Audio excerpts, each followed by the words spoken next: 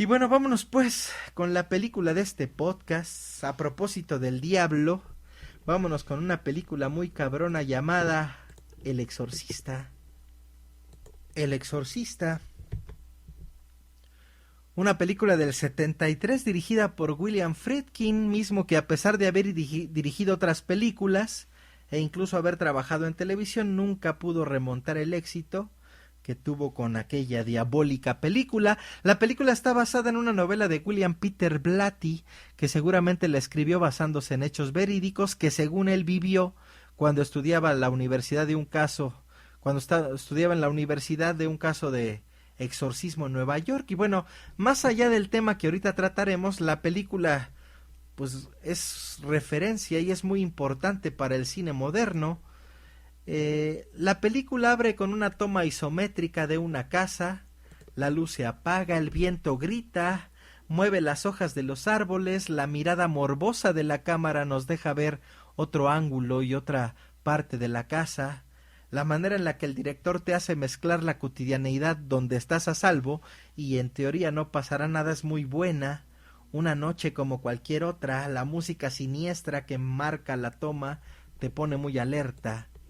Un pedazo de piedra que evoca una virgen blanca, inmaculada, cánticos en árabe, el sol, el norte de Irak, una excavación. Un arqueólogo trabaja mientras un joven lo interrumpe con la noticia de que han encontrado algo. Algunos ítems interesantes y entre ellos una extraña moneda. El hombre escarba un poco más y da con una escultura de una figura algo extraña.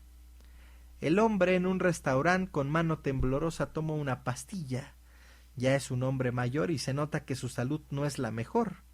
Con dificultad apura el vaso de licor que le han ofrecido. Se marcha contrariado del bar. Algunos herreros haciendo su trabajo. El tiempo. El mal contra el mal. El arqueólogo resulta ser un padre católico. Él tiene que abandonar Irak, pues argumenta que tiene algo importante que hacer. Él deambula por las calles polvosas de Irak. Ensimismado y preocupado, casi es atropellado por una carreta que pasa a toda velocidad. Un demonio oculta al sol, los perros pelean, el caos en la tierra. El bien contra el mal. Y es aquí donde retorno un poco al tema del principio de este podcast. Siempre se nos ha inculcado, y esta es una de esas pruebas, de que los católicos están con los buenos y todos los demás con el diablo, es decir, son el enemigo. La analogía visual funciona para lo que está por venir en la película y también funciona para subrayar la manipulación tan cabrona que nos han venido haciendo desde hace ya varios siglos. Y no me malentiendan. A pesar de que yo tengo una idea ya expuesta aquí acerca del diablo, eso no me impide ser cómplice del director y permitirle que me cuente su visión de esta historia. Nada peor que esos cabrones que se creen más listos que los directores y que todo el mundo, y en lugar de disfrutar una película, pues se la pasan desvirtuándola, sacándola de contexto y haciendo la mierda, no porque la película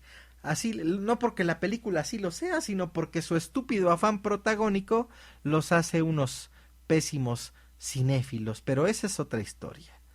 Corte A, una casa en la ciudad. Resulta de hecho ser la casa del principio. Una mujer intenta dormir, pero unos ruidos extraños llaman su atención. Ella se levanta y va a investigar. Va al cuarto de una niña que resulta ser su hija y se asegura que ella esté bien. Al día siguiente la mujer toma un café mientras habla con los trabajadores domésticos, entre ellos Carl, un alemán que es el mayordomo. Ella le comenta que en el ático hay ratas y que lo resuelva. Carl se sorprende, pero acepta el encargo. En la calle se filma una película. La señora en cuestión, madre de la niña, resulta ser la actriz Chris MacNeil, interpretada soberbiamente por Ellen Burstyn. Ella tiene una larga carrera, de hecho, hoy tiene 73 años y sigue activa. Ubíquenla como la señora dañada en Requiem por un sueño.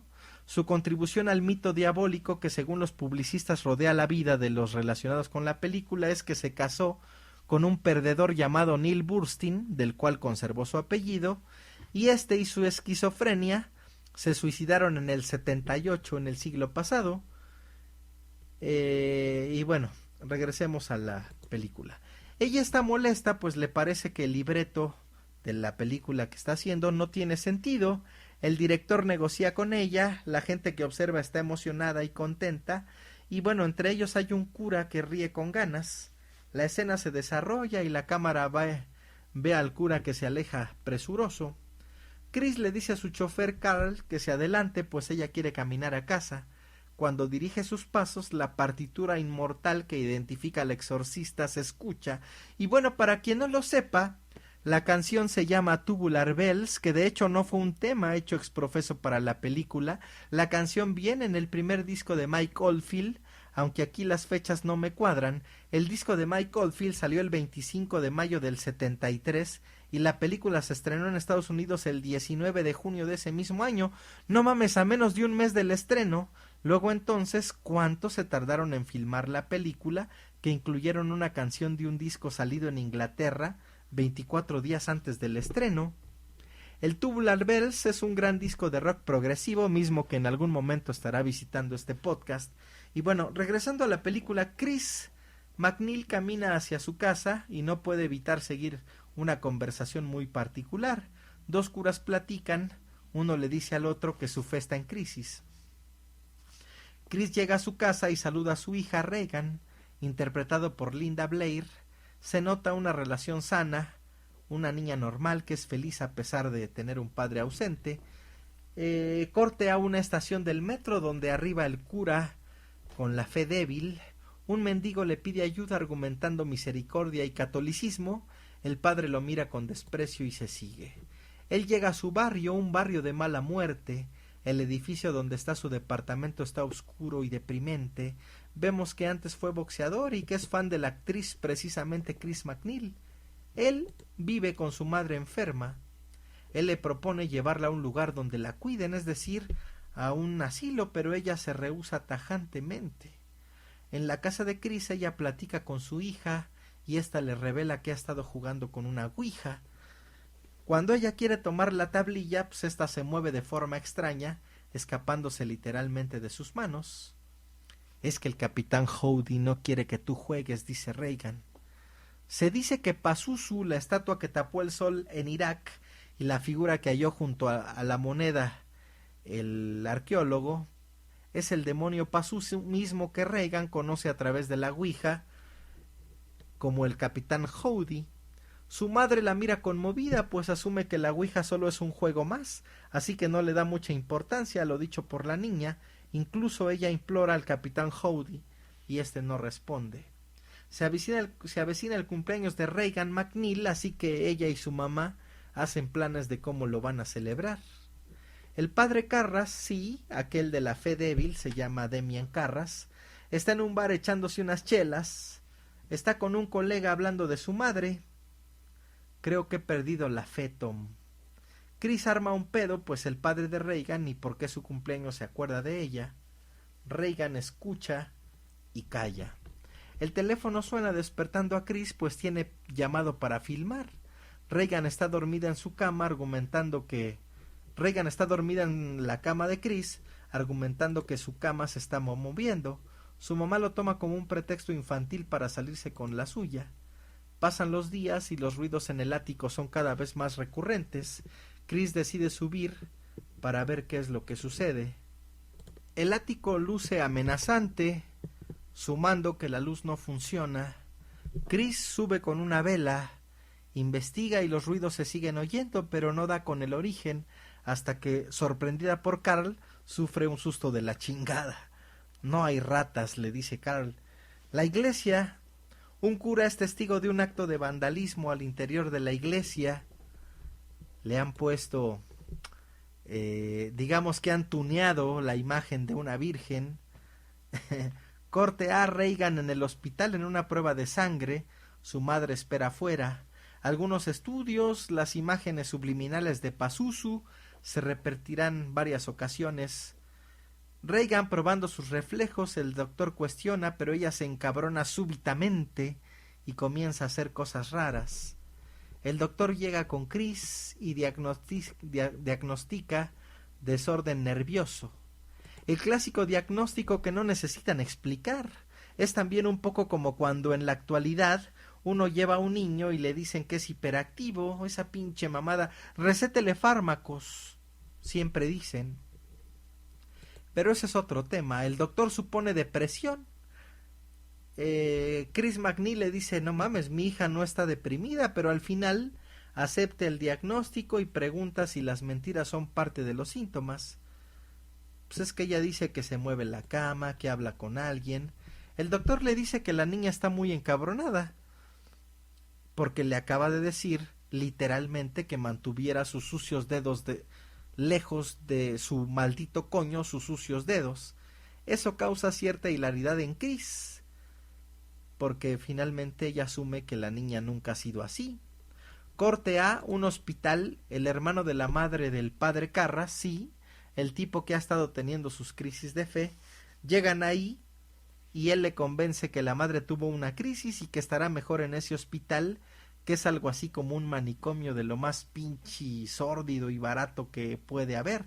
El padre Carras mira el entorno, decenas de mujeres cayéndose a pedazos, con la mirada perdida, con las lágrimas agotadas, y buscando con ella un punto en el imaginario donde puedan tener esa paz anhelada, esa felicidad que cada vez se ve más lejana. Es muy depresiva la secuencia. Su tío le pone leña al fuego y le dice, si no fueras cura tu madre no estaría aquí, tú serías psiquiatra y ganarías un buen billete y ella estaría en el mejor hospital. Al ingresar el padre Carras al pabellón de enfermos, algunas mujeres se abalanzan sobre él, buscando esa esperanza que dicen los que las manipularon hallarían si se acercaban a Dios. Obviamente el padre Carras está vacío para ellas, no tiene unas mentiras chidas para ayudarle. Va a donde su mamá duerme y ella despierta sobresaltada y le reclama, ¿por qué me trajiste aquí? Él le dice que pronto regresarán a casa, después de que la curen, pero ella está muy resentida con él y le clava agujas llenas de remordimientos. El padre Carras busca consuelo en el deporte y va a un gimnasio a darle un costal un rato. Hay coraje en su mirada, impotencia y se denotan algunas semillas de duda más fuertes que las que tenía antes. Una fiesta en casa de Chris y Reagan, mucha gente, el director de la película armando pedo y troleando al mayordomo Carl, por el asunto nazi. Recordemos que Carl es alemán. Un cura queriendo ser astronauta, el padre Damian Carras sale en la plática, su aspecto trágico detona la conversación. Él es el consejero psiquiátrico de la iglesia local. Nos enteramos que la madre de Damian Carras murió. Por cierto, toda la historia se desarrolla en Washington. El doctor sigue troleando a Carl, que emputado se le abalanza e intenta ahorcarlo. El ruido llama la atención y Chris interviene y lo separa. El director Brooke Dennings ni se inmuta. Este güey, interpretado por Jack McGowran, le sirve al director William Friedkin de vehículo para expresar ciertas ideas. De hecho, este actor murió en enero del 73, es decir, ni siquiera vio la película terminada. Él nutre las leyendas satánicas de la película, pues murió por causas raras, ya que el parte médico fue que se le complicó una gripa. Él también es conocido por estar en esa chingonería de película llamada La danza de los vampiros del Máster Polanski, que un día en un podcast va a estar aquí. Él ya se va bien pinche tomado. La fiesta sigue, el cura toca el piano y canta. Mi día del paraíso es un club nocturno, todo de blanco y yo de estrella cantando toda la noche, dice el cura. Todos muy felices, hasta que Reagan llega, se orina en la alfombra diciéndole a uno de los asistentes que va a morir arriba. Acto seguido Reagan cae y los invitados se sacan de onda. Reagan tiene una mirada distinta. De hecho, la actuación de Linda Blair alcanzó unos niveles muy cabrones. Ella le pregunta a su madre qué está sucediéndole.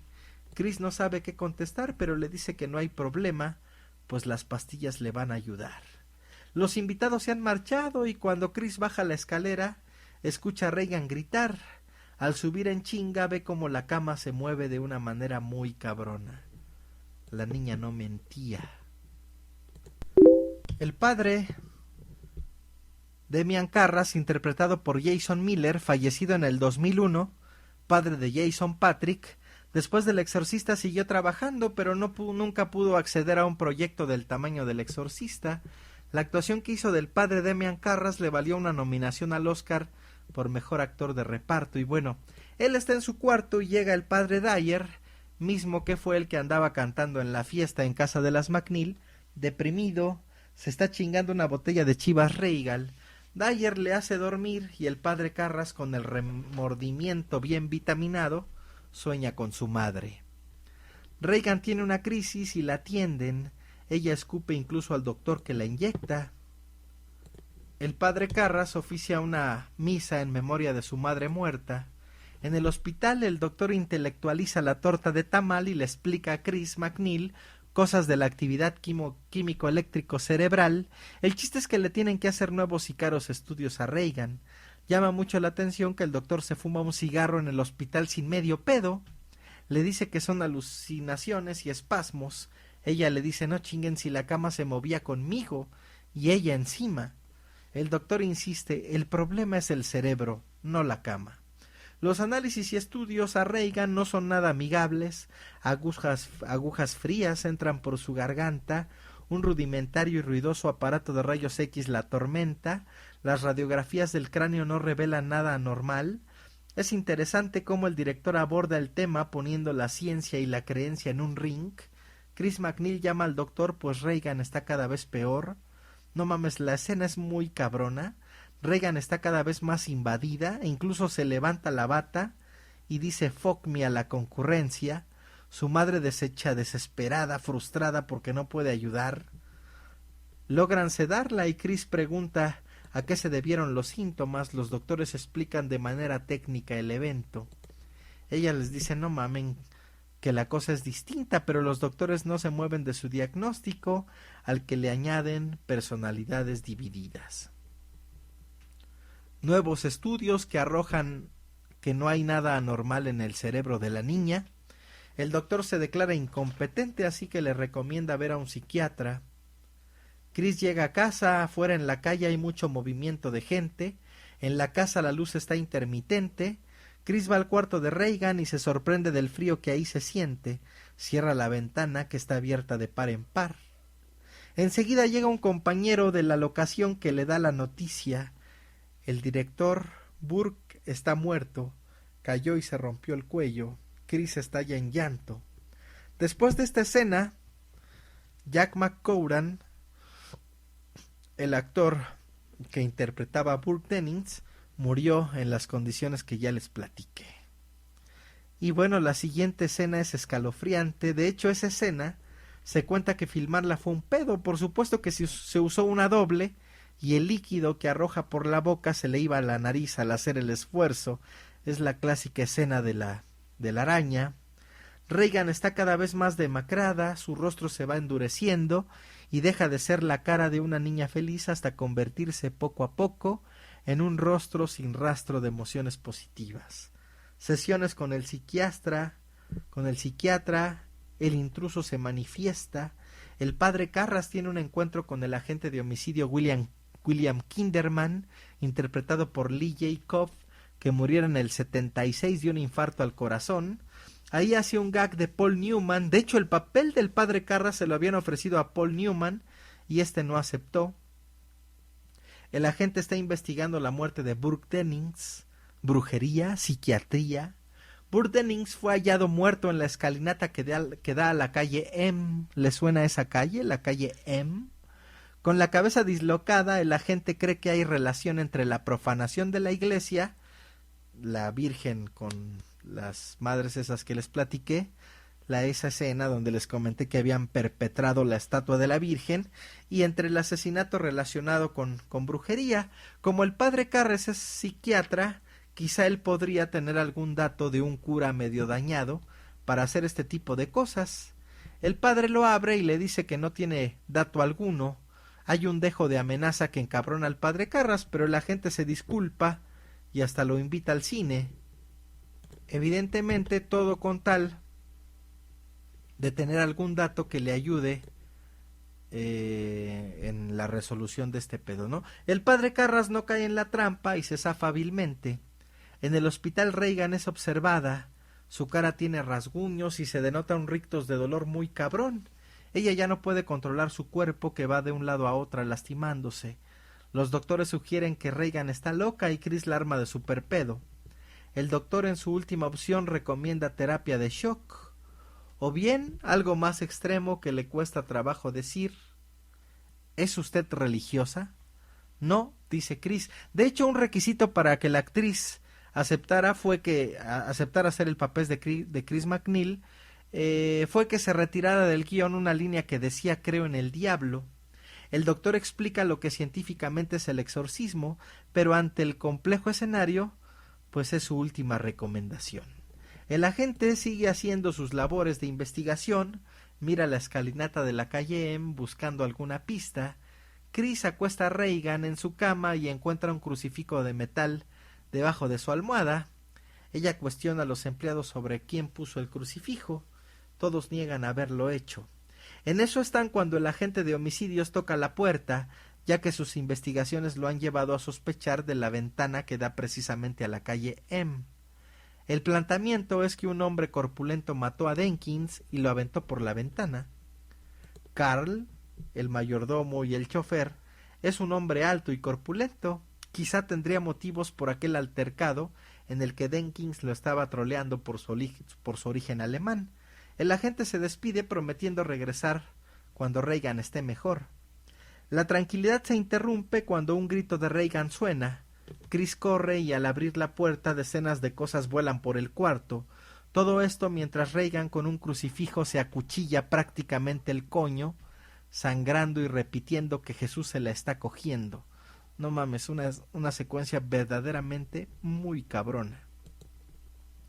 Chris forcejea con Reagan para evitar que se siga haciendo daño, pero esta tiene una enorme fuerza y hasta la madrea. De hecho, en esa secuencia, la actriz se lastima la espalda en la caída, pues es jalada por un arnés para darle más realismo a la escena. La escena es espeluznante, los muebles se mueven, Chris MacNeil en el suelo con sangre en la cara, sangre resultado del forcejeo con Reagan, sangre que ella se sacó al prácticamente masturbarse con el crucifijo de metal. No mames, la escena donde Reagan gira la cabeza de 360 grados y además de eso le habla a Chris es de no pinches mames. Chris se cita con el padre Carras y platican trivialidades hasta que ella le tira a boca de jarro el asunto del exorcismo. La vena científica del padre Carras se impone y en función de ella le explica el pedo a Chris, pero ella le dice que ya han agotado todas esas instancias. Él le dice que no conoce un solo cura que haya hecho un exorcismo.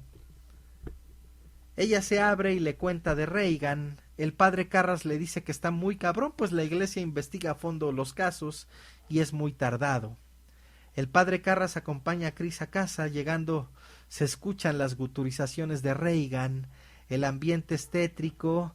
Damian Carras accede a la habitación. Reagan atada a la cama, su rostro blanco y esas cicatrices, además de los labios descarnados, le dan un aspecto muy pinche. Muy pinche cabrón. Ella dice soy el diablo y Carras lo reta, si eres tan chingón entonces deshazte de las correas. El diablo revira, eso sería muy vulgar. Carras sonríe, pero esa confianza desaparece cuando Reagan le dice que su madre también está con él y que si quiere darle un recadito. Damian Carran dudas, pero revira que le diga cuál era el nombre de soltera de su madre. Damian Carras se acerca a la cama y Reagan vomita sobre su cara. El padre Carras le dice a Chris que investigará los requisitos para el exorcismo. Si bien no le promete nada, él tiene ya sembrada la duda.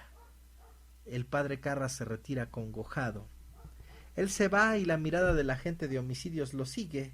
Él está atento y anda buscando algo mal puesto para empezar a operar. El padre Carras continúa su vida, pero comienza a investigar el caso. Regresa una vez más a la casa de Chris y dialoga con Reagan. Ella le habla en latín y en francés. Carras le arroja agua bendita, un cliché del género, y le pone un micrófono donde graba todo lo que dice. Está recabando pruebas. Reagan se retuerce argumentando que se está quemando. era agua normal. Como si el agua bendita no lo fuera, ¿verdad? Chris está convencida de que Reagan mató a Burke Dennings. Carras se retira y se pone a escuchar minuciosamente las cintas que grabó con Reagan y se escucha Merrin, entre otras cosas. Merrin. Carras es llamada por la asistente de Chris y ven como en el abdomen de Reagan está escrito desde dentro un help me bien pinche escalofriante. El padre Carras tiene audiencia con mandos altos de la iglesia para plantearles el caso. Ahí deciden que sí se hará, pero quieren a un cura con más experiencia. Alguien propone a Lancaster Merrin, sí, el mismo arqueólogo que andaba en Irak y que se topó cara a cara con la estatua de Pazuzu. El mismo Merrin que aparece en las grabaciones. Merrin ya ha hecho un exorcismo en África, mismo que duró meses y casi acaba con él. A continuación, en un taxi, el padre Merrin llega a la casa de Chris. La escena icónica de él llegando a la casa iluminado por una luz sucede. Merrin llega y Reagan se prepara. Merrin le pide al padre Carras que vaya por algunos ítems que necesitarán para hacer el exorcismo. Él se prepara concentrándose para lo que viene. Las instrucciones que le da Merrin a Carras suenan como si estuviera describiendo a la Iglesia Católica misma, de hecho a cualquier religión, a los gobiernos y a los medios de comunicación. Describe al diablo. Y la tensión es grande, la manipulación del espectador normal ayuda. El diablo es malo y los curas armados de agua bendita, crucifijos y Biblias son los buenos siempre, así que ellos ganarán. Merrin y Carras se internan en la helada habitación de Reagan. Reagan Teresa McNeil. La primera parte del exorcismo se lleva a cabo, no se las voy a contar a detalle, pues me quedaría muy corto, sin embargo les puedo decir que sin el halo manipulador de la iglesia, esa escena se volvería sumamente cómica.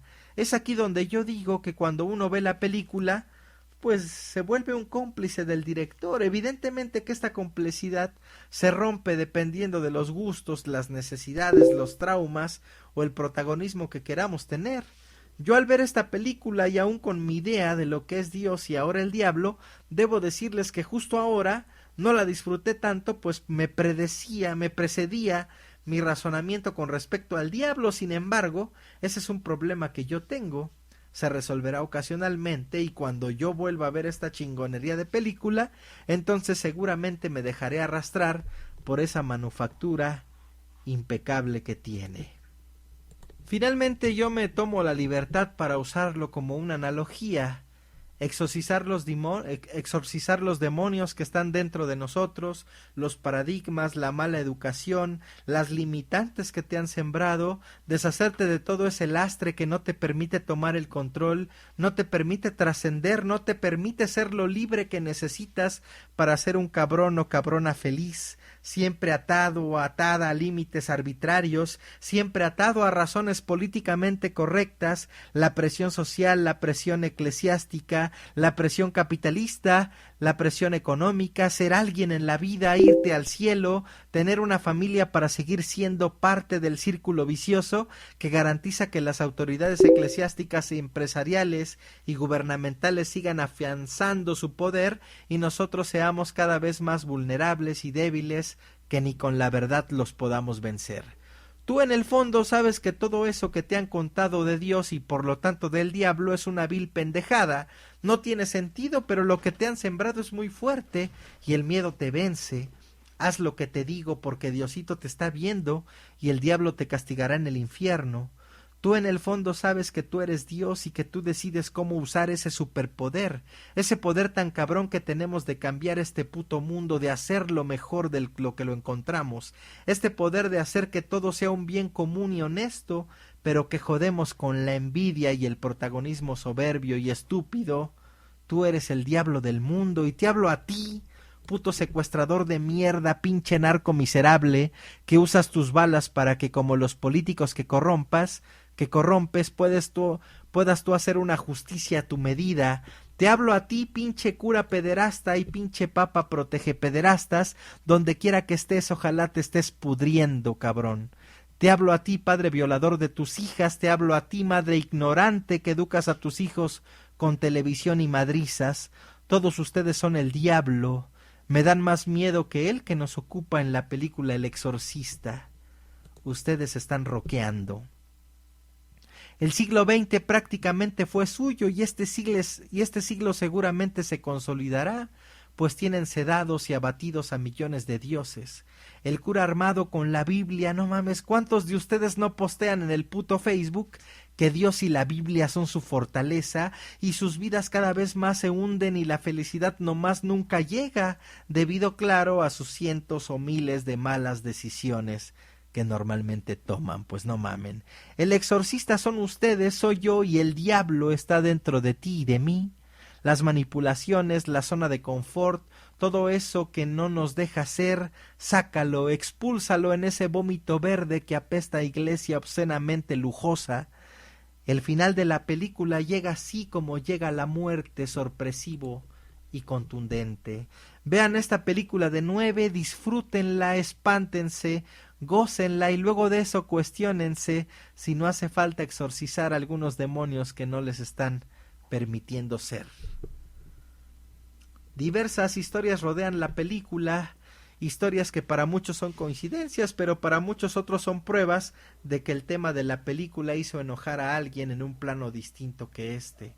La actriz principal, una niña en ese entonces, Linda Blair, es todo un tema. Aceptó el papel para poder tener varo para continuar con sus estudios de veterinaria. La película, como ya sabemos, fue un éxito muy cabrón. De repente, y regresando a lo que comentaba al principio de este podcast y a propósito del diablo, los medios han rodeado de cosas diabólicas, inexplicables y tendenciosas a la película y a sus actores principales. Linda Blair no tuvo nunca una carrera cinematográfica después del papel de Regan en El Exorcista. Cabe mencionar que el director no tuvo consideraciones con nadie y a pesar de la edad de Linda, la escena de la masturbación con el crucifijo se rodó sin ninguna reserva. Muchos dicen que de esto se derivó el hecho de que ella tuviera un episodio de drogas, incluso fue detenida por posesión y distribución de cocaína y anfetaminas, además de que estuvo recluida en un hospital psiquiátrico debido a su frágil salud mental. Podemos decir que después del Exorcista ella no tomó decisiones roqueadoras, posó para Playboy. Eso lo mencionan algunos medios como síntoma de decadencia, pero yo no lo veo así. No cualquiera posa en Playboy, aunque debemos decir que Linda Blair la neta es que no estaba muy sabrosa que digamos. Hoy sobrevive por ahí con algunas presentaciones en ciertos filmes menores, pero su carrera cinematográfica se extinguió prácticamente después del Exorcista. Tras el estreno de la versión teatral del Exorcista en el año 75, en el Theatre Comedy de Londres, la actriz estelar Mary Ure falleció por causas misteriosas. Se menciona la posibilidad de suicidio o por una sobredosis de medicamentos y nuevamente se le asocia con entidades diabólicas o maldiciones. Cual si se tratara de una maldición siniestra, un total de 9 personas relacionadas directamente con El Exorcista fallecieron durante o poco después de su estreno. Por si fuera poco, un incendio cuyas causas nunca fueron aclaradas destruyó gran parte del set y provocó demoras en el rodaje. Cabe mencionar que el mexicano Gonzalo Gavira, no confundir con un primo de famoso narco, fue parte del set y se encargó de algunos efectos sonoros. Él hizo posible la escena de cuando Regan gira la cabeza de 360 grados. Este compa, desconocido por mucha gente y fallecido en 2005, fue elegido por el director Friedkin debido a su anterior trabajo, El Topo, de Jodorowsky, cinta que pronto estará en este podcast. Además de ese trabajo, también estuvo en Macario, aunque no aparece en su crédito, en Nazarín, El Imperio de Drácula, La Montaña Sagrada, Calzón sin Inspector, Canoa, El Barrendero de Cantinflas, Demasiado Amor, De la Calle y un etcétera muy muy cabrón. La escena que incluso sirve de portada para el DVD y de póster promocional de la película, donde el padre Merrin, interpretado por Max von Sydow, llega a la casa y se para bajo una luz muy cabrona, es en realidad un homenaje al cuadro Empire of the Light de René Magritte, pintado en el 54. Y hablando de la promoción de la película, el póster original de la película que el estudio creó era una foto de la mano ensangrentada de Reagan con el crucifijo y debajo la frase God help this girl. Dios ayuda a esta chica. Friedkin lo rechazó alegando que la palabra Dios no debía utilizarse en el póster de ninguna película. La filmación estaba planeada para 90 días y al final se alargó más de 220. La actriz Ellen Burstyn, que hacía la mamá de Reagan, Chris McNeil, aceptó hacer la película, quitando lo de Creo en el Diablo en el guión.